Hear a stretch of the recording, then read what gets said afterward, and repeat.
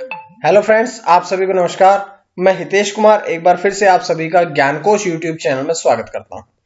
आज है 7 जनवरी और 7 जनवरी से जितनी भी करंट अफेयर्स बनेंगी वो हम आज की वीडियो में पढ़ेंगे। इस वीडियो का पीडीएफ आप सभी को ज्ञानकोश टेलीग्राम चैनल पर मिल जाएगा या ज्ञानकोश नाम से ही फेसबुक पेज है, आप लोग वहां से भी इसके पीडीएफ को डाउनलोड कर सकते हैं।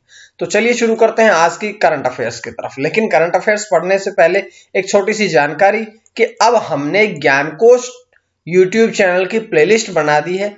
अगर आप लोगों को अब current affair, top current affair, सामान्य अध्ययन, हिंदी, संस्कृत, बाल मनोविज्ञान, शिक्षण विधियों से संबंधित किसी भी विषय की वीडियोस देखनी है तो आसानी से जाकर के देख लीजिएगा। इतनी सी जानकारी थी आज की वीडियो में। अब हम बढ़ते हैं एक एक करके प्रश्नों की तरफ। तो पहला प्रश्न आपकी स्क्रीन पे है कि भारत के deputy chief of army staff कौन बने हैं। तो अभी भारत के नए deputy chief of army staff बने हैं शांतनु दयाल, यानी कि ऑप्शन ए जो है वो आपका सही रहेगा। और शांतनु दयाल जो हैं वे वर्तमान में लेफ्टिनेंट जनरल है। और उन्होंने किनका स्थान लिया है, तो इससे पहले इस पद पर यानी कि deputy chief of army staff इससे पहले थे एस हसबनी, लेकिन एस हसबनी के स्थान पर अब बने हैं शांतनु दयाल। तो ये पहले प्रश्न से जानकारियां थी, लेकिन थोड़ी डीपली जानकारी आपको मिलती है अगली स्लाइड में। जैसे हम बात करते हैं कि लेफ्टिनेंट जनरल शांतनु दयाल जो हैं वे अब भारत के deputy chief of army staff बने हैं। वे तेजपुर स्थित 4 कोर के कमांडर हैं। और उन्होंने किनका स्थान लिया है, तो उन्होंने एस हसबनी का स्थान लिया है। अब बात करते हैं, क्योंकि वो आर्मी में बने हैं तो आर्मी के बारे में, इंडियन आर्मी के बारे में बात करते हैं, जिसकी स्थापना कब हुई थी। तो इंडियन आर्मी की स्थापना हुई थी 1 अप्रैल 1895 में। इसका मुख्यालय कहां पे है, नई दिल्ली में। और इसके अध्यक्ष कौन है, तो वर्तमान में भारतीय इंडियन आर्मी के, इंडियन भारतीय थल सेना के जो अध्यक्ष हैं वो है जनरल एम नरवणे, अर्थात मनोज मुकुंद नरवणे। तो ये सारी जानकारियां थी जो कि मैंने इस पहले प्रश्न से आप सभी को दी है। इसके पश्चात हम बढ़ते हैं अगले प्रश्न की तरफ। अगला प्रश्न आपकी स्क्रीन पे आता है कि किस देश द्वारा लकड़ी से बना उपग्रह लॉन्च करने की घोषणा करी गई है। कौन सा देश ऐसा है जिसने कि अब लकड़ी से बना उपग्रह लॉन्च किया जाएगा, जिसके द्वारा, तो अब जापान के द्वारा यह घोषणा करी गई है कि जापान देश जो है वो 2023 तक, आगामी 3 वर्षों तक एक लकड़ी का उपग्रह बना करके लॉन्च कर देगा। इसके बारे में थोड़ी और जानकारी पढ़ते हैं। जैसे कि जापान द्वारा यह घोषणा करी गई है कि 2023 तक ये उपग्रह जो है वो लॉन्च कर दिया जाएगा और ये दुनिया का पहला लकड़ी से बना अंतरिक्ष उपग्रह होगा। जापान की सुमितोमो फॉरेस्ट्री कंपनी और क्योटो यूनिवर्सिटी दोनों ने मिलकर के ये जो लकड़ी से बना उपग्रह है इसको लॉन्च करने का प्रयास किया है। बात करते हैं इसका उद्देश्य क्या होगा। तो इसका जो उद्देश्य है वो है अंतरिक्ष में कचरे की समस्या से निपटना, क्योंकि अंतरिक्ष में भी मनुष्य द्वारा फैलाया गया कचरे की मात्रा अत्यधिक हो गई है। और ये जो लकड़ी से बना अंतरिक्ष उपग्रह होगा ये उन सभी कचरों की जो समस्या है उन सभी कचरों को समाप्त कर देगा। तो ये यहां इसका मुख्य करने का उद्देश्य है। उसके पश्चात बात करते हैं कि जापान के बारे में, क्योंकि ये घोषणा तो जापान ने करी है। तो जापान के बारे में अगर हम थोड़ी बातें पढ़ें तो जापान की राजधानी सबसे पहले पढ़ेंगे, कहां है, टोक्यो में है। बात करते हैं जापान के सम्राट कौन है, तो जापान के सम्राट है नारुहितो और प्रधानमंत्री है योशिहिडे सुगा। तो ये जानकारियां यहां से थी। लेकिन एक इंपॉर्टेंट जानकारी ये है कि ये जापान देश जो है ये मध्य एशिया महाद्वीप में स्थित देश है, जिसको जापान का एक और भी नाम है जिसे निप्पॉन के नाम से भी जाना जाता है। तो ये जापान के बारे में मैंने आपको पूरी जानकारियां दी है। इसके पश्चात हम बढ़ते हैं अगले प्रश्न की तरफ।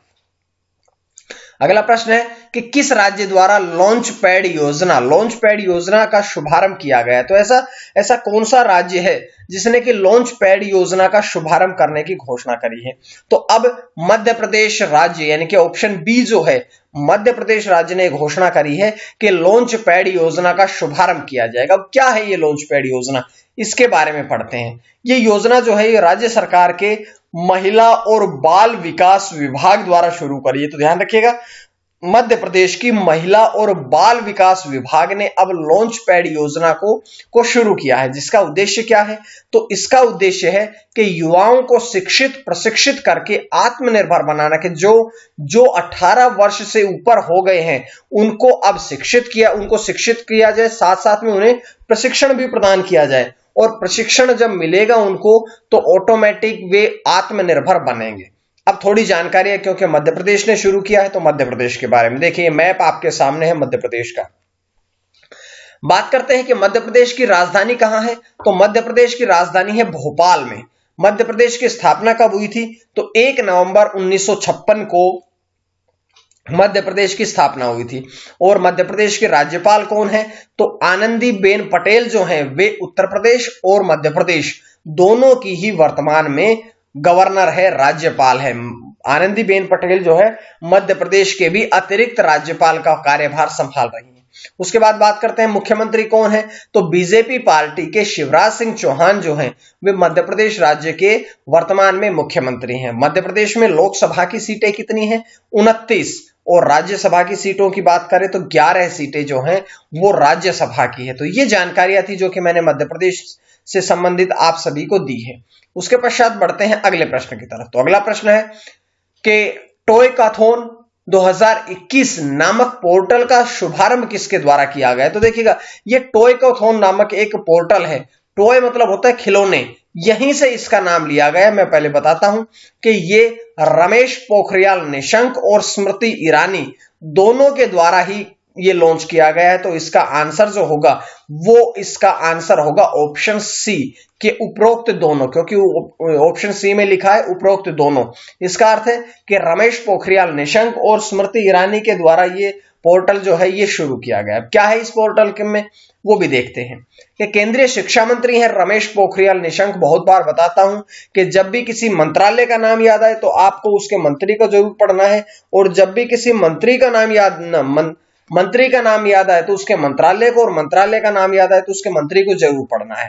तो केंद्रीय शिक्षा मंत्री रमेश पोखरियाल निशंक और केंद्रीय महिला और बाल विकास एवं कपड़ा मंत्री स्मृति ईरानी द्वारा संयुक्त रूप से इसे शुरू किया गया। इसका उद्देश्य क्या है? तो इसका उद्देश्य है खिलौनों के विनिर्माण को बढ़ावा देने के। जो खिलौने हैं, क्योंकि बताएं देखो शुरुआत इसकी टॉय से हो रही है, टॉय मतलब खिलौने के, खिलौनों को व्यापार को बढ़ावा देना ही इसका मुख्य उद्देश्य है। ये एक ऐसा मंच है जो कि बच्चों के बीच में सकारात्मक व्यवहार और अच्छे मूल्यों को विकसित करता है। बात करते हैं इसका ग्रैंड फिनाले जो होगा वो 23 से 25 फरवरी 2021 तक आयोजित किया जाएगा। अब इसमें एक खास बात है कि इसको ध्यान रख, इसमें 9 बातों की तरफ विशेष ध्यान दिया गया। कौन कौन सी 9 बातें हैं हम पढ़ते हैं कि 9 विषयों पर यह आधारित है। सबसे पहले भारतीय संस्कृति, इतिहास, भारत और सांस्कृतिक मूल्यों का ज्ञान पहला। दूसरा है सीखना, अध्ययन और स्कूली शिक्षा। तीसरा है सामाजिक तथा मानवीय मूल्य। चौथा है व्यवसाय और विशिष्ट क्षेत्र। पांचवा है वातावरण। छठा है दिव्यांग। सातवां है फिटनेस और खेल, और आठवां है रचनात्मक एवं तार्किक सोच। नौवां है पारंपरिक भारतीय खिलौनों को फिर से तैयार करना।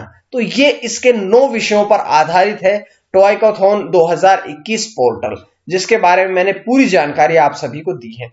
इसके पश्चात बढ़ते हैं अगले प्रश्न की तरफ कि किस राज्य द्वारा सूखा प्रभावित क्षेत्रों में 65 गांवों को पानी की आपूर्ति की योजना बनाई गई। तो ऐसा कौन सा राज्य है जिसने कि सूखे से प्रभावित क्षेत्रों में 65 गांवों को पानी की आपूर्ति की योजना बनाई है? तो यहां पर लिखा है ऑप्शन डी में महाराष्ट्र राज्य। महाराष्ट्र राज्य में अब यह कदम उठाया गया है कि सूखे से प्रभावित जो 65 गांव हैं उनको पानी की आपूर्ति की योजना वहां पर बनाई गई है। बात करते हैं थोड़ी जानकारी और भी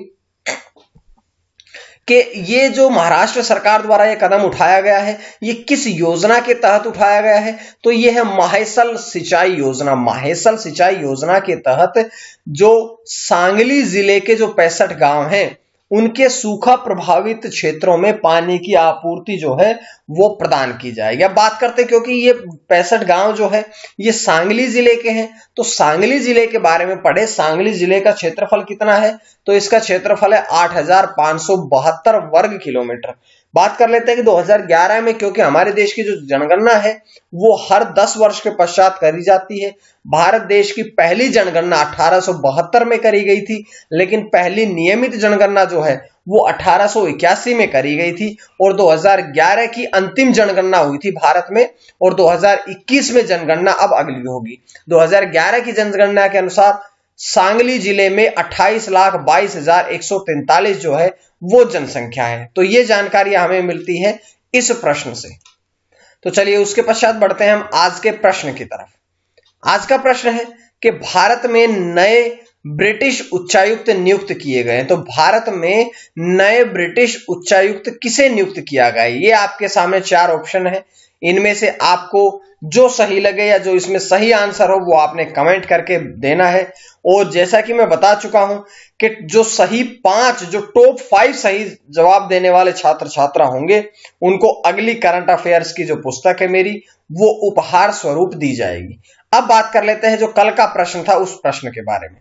तो कल मैंने आप सभी से प्रश्न पूछा था कि अमेरिकी प्रतिनिधि सभा के अध्यक्ष के रूप में कौन चुने गए हैं। तो नैन्सी पेलोसी जो हैं वो अमेरिकी प्रतिनिधि सभा के अध्यक्ष के रूप में चुनी गई हैं। तो ये जवाब था आपका, इसका ऑप्शन ए सही होगा, जो कि मैं आपको बता चुका हूं।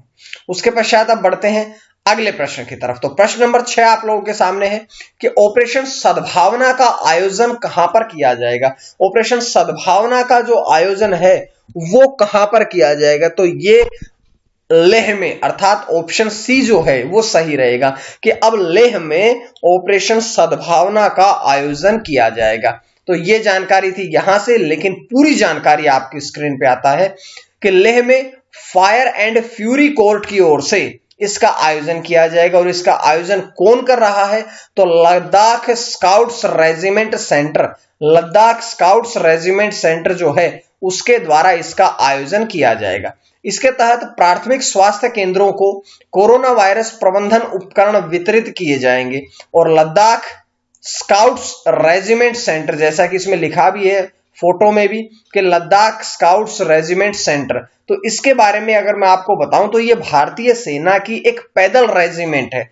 पैदल रेजिमेंट है जो कि हिम पर जो बर्फ है उस पर कार्य करती है, और इसीलिए इसे स्नो वॉरियर्स के नाम से भी जाना जाता है। तो स्नो वॉरियर्स कौन है, स्नो वॉरियर्स है लद्दाख स्काउट्स रेजिमेंट सेंटर, जो कि लेह लद्दाख या जम्मू कश्मीर में है वहां पर।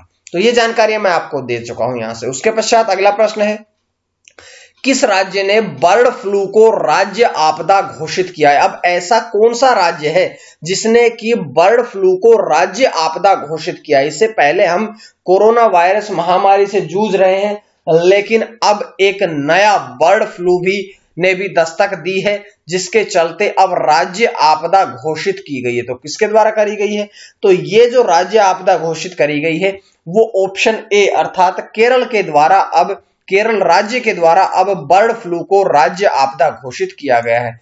क्या है, चलिए पूरी जानकारी पढ़ते हैं कि केरल राज्य के 2 जिले कोट्टायम और अलापुझा, दोनों जिलों में हाई अलर्ट जारी कर दिया गया है, जहां पर मुख्य रूप से इस बीमारी का पता चला है। तो 2 जिले हैं, इन दोनों जिलों में कोट्टायम और अलापुझा, इन दोनों जिलों में इस बीमारी का पता चला है।